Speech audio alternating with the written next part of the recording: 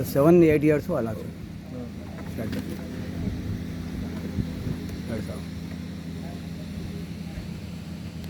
Dena start చెప్పండి sir. అందరికీ నమస్కారాలు. వచ్చిన కన్సూమర్స్కి, తర్వాత మిగతా స్టాఫ్ మెంబర్స్ అందరికీ కూడా. మరి ఈరోజు మనకి ఇక్కడ CGRF consumer grievance redressal forum, దీని హెడ్ ఆఫీస్ ఇస్ ద నిజామాబాద్లో ఉంటుంది. సో మేము ప్రతి నెల దాదాపుగా ఒక 6 లేక 7 లోకల్ కోర్ట్స్ డిఫరెంట్ జిల్లాలలో డిఫరెంట్ డివిజన్ సబ్ డివిజన్లలో దీన్ని కండక్ట్ చేయడం జరుగుతుంది. ఈ కండక్ట్ చేయడానికి కారణము మెయిన్ ఏంటి అంటే, కన్సూమర్స్కి, రైతాంగానికి, తర్వాత ఇండస్ట్రియలిస్ట్కి, తర్వాత నార్మల్ కన్సూమర్స్కి, కమర్షియల్ అండ్ డొమెస్టిక్ ఆల్ కేటగిరీకి సంబంధించిన వ్యక్తులకు వాళ్లకు తగిన ప్రాబ్లమ్స్ తగిన సమయంలో తగిన రీతిలో డిపార్ట్మెంటల్ యాక్షన్ తీసుకుంటుందా లేదా, పనులు చేస్తున్నారా లేదా అన్నది కన్సూమర్ ఫోరం యొక్క main motto. In case any consumer, any రైతుకి వాళ్లకు తగిన న్యాయం చేకూర్చడం లేదు డిపార్ట్మెంటల్ పీపుల్ అని మాకు తెలిస్తే మాత్రం, మాకు ఎలాంటి కంప్లైంట్స్ వస్తే మాత్రము దాని మీద సివియర్ యాక్షన్స్, పెనాల్టీసు వేసేసి ఆ పనిని as per the citizen chart ప్రకారంగా తగిన సమయంలో చేయటకు మేము వారి నుంచి వారికి తగిన ఇన్స్ట్రక్షన్స్ ఇచ్చేసి ఆ పనులు నిర్ణీత సమయంలో చేసేటకు ప్రయత్నాలు ముమ్మరం చేస్తాం. కాబట్టి ఈరోజు ఆ క్రమంలో ఈరోజు మనకు కోరుట్ల సబ్ డివిజన్ లోపల Korutla town 1, town 2 and rural 3 సెక్షన్లకి సంబంధించిన కన్సూమర్స్ నుంచి ఏదైనా కానీ కంప్లైంట్స్ వస్తే వాటిని రిసీవ్ చేసుకొని స్టడీ చేసి క్షేత్రస్థాయికి మనం అన్వయించుకొని మనం అనుకున్న తడువుగానే ఒకవేళ ఆ ప్రాబ్లం సాల్వ్ చేసుకుంటే వెళ్ళనుకుంటే, లేదనుకుంటే తగిన నిర్ణీత సమయంలో, అంటే మనకిచ్చిన గడువు సమయం ఉంటుంది, ఆ సమయంలో మనం దాన్ని కంప్లీట్ చేసేసి కన్సూమర్స్ని 100% సాటిస్ఫై చేయడం అన్నది కన్సూమర్ ఫోరం యొక్క మెయిన్ ఎయిమ్. సో ఈరోజు మరి మాకు దాదాపుగా 3-4 కేసులు కన్సూమర్స్ నుంచి కంప్లైంట్స్ వచ్చినాయి. అవన్నీ కొన్నేమో బిల్లింగ్ సంబంధించినవి, ఎలక్ట్రిసిటీ బిల్లింగ్ సంబంధించినవి, తర్వాత 1-2 లూజ్ లైన్స్ ఉన్నాయని వచ్చాయి. అవి కూడా టౌన్ లోపల.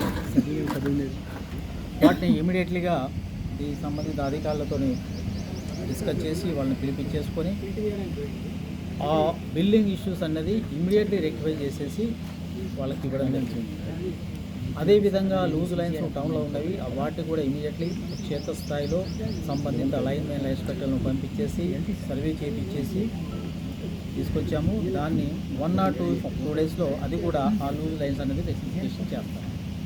ఇక మిగతా రైతాంగం, ఈ మొత్తం ఈ మండలంలో ఉన్న రైతాంగానికి అందరికీ కూడా మరి కొంత ఇన్ఫర్మేషన్ ఉండొచ్చు, ఉండకపోవచ్చు, పబ్లిసిటీ అయితే చేశారు. కానీ ఒకవేళ వాళ్ళు అందుబాటులో లేని తరుణంలో వాళ్ళు ఆన్లైన్ రూపంలో అయినా కానీ, ఆఫ్లైన్ రూపంలో అయినా కానీ, ఎనీ మీడియా మాకు వాళ్ళ సమస్యలు మా ఆఫీస్కైనా డైరెక్ట్గా ఇచ్చినా కానీ మేము దాన్ని రిజిస్టర్ చేసుకొని వాళ్ళు తగిన న్యాయం చేయడానికి మేము ముందుంటాం అనేది ఈ సభాముఖంగా మరి మేము తెలియజేయడం జరుగుతుంది. సో ఇప్పటి వరకు మిగతా అయితే మేజర్ కంప్లైంట్స్ అయితే ఏం రాలేదు. ఈ సబ్ డివిజన్లో దాదాపుగా అన్ని పనులన్నీ సక్రమంగా జరుగుతున్నాయని మేము ఒక నిర్ణయానికి రావడం జరుగుతుంది. ఇదే టెంపోను మెయింటైన్ చేసి కన్సూమర్స్కి, రైతాంగానికి తగిన సేవలు ఇన్ టైంలో చేస్తారని ఆశిస్తూ, ఇది మా మీడియా మిత్రులకు నేను తెలియజేయడం ఏంటంటే, కన్సూమర్ ఫోరం అంటూ ఒకటి ఉంది.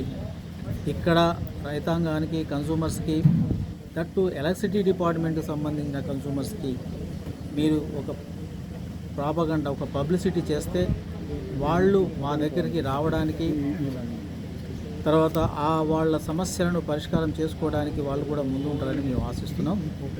దీన్ని మీడియా మిత్రులు మరి మాకు సహకారం చేసేసి వైడ్ పబ్లిసిటీ చేయడం మంచిదని నేను ఆశిస్తున్నాను.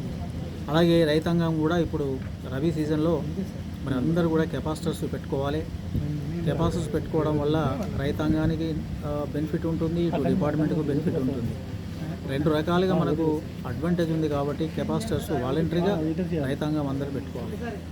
ఇండస్ట్రీ లోపల కెపాసిటర్స్ ఏ రకంగా అయితే పెట్టుకుంటారో అదే రకంగా ఈ రైతాంగం కూడా వాళ్ళ పంపు సెట్ల దగ్గర కంపల్సరీగా మనము ఈ కెపాసిటీ బిగించుకుంటే మంచిది.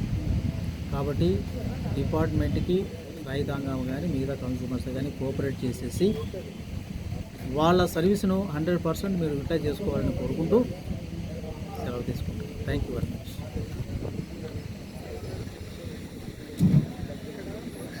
Questions.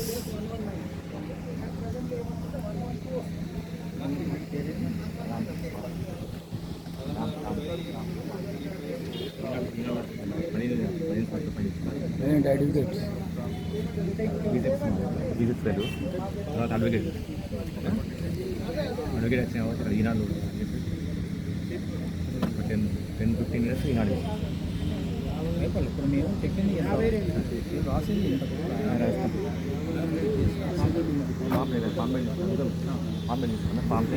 విషయాలు కొన్ని